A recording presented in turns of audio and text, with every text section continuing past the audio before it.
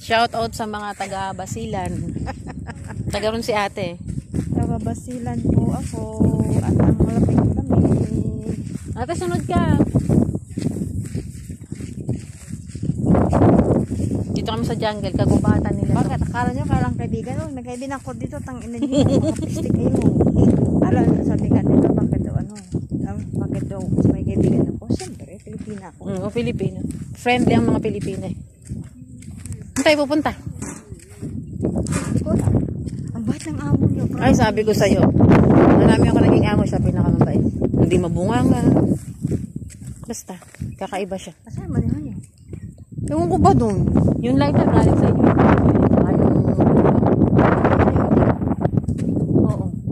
Yung matangkad na maito. Wala rin sila lola. Sunset na oh. Oh my God. Sa YouTube na ako makikita. Oh, Artista na kami. Wala akong ngipit. Sorry.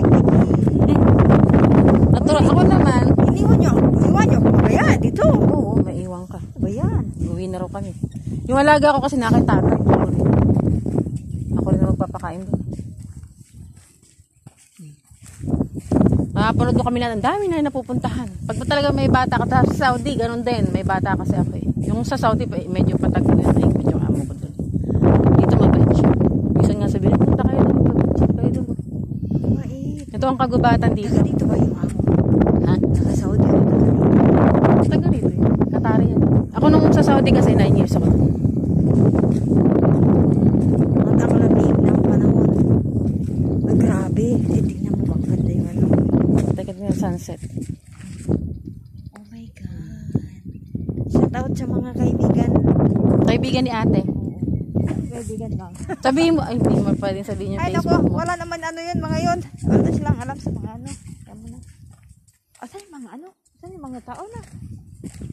Oh, Sana, wala na. bye bye guys. See you next time. Bye.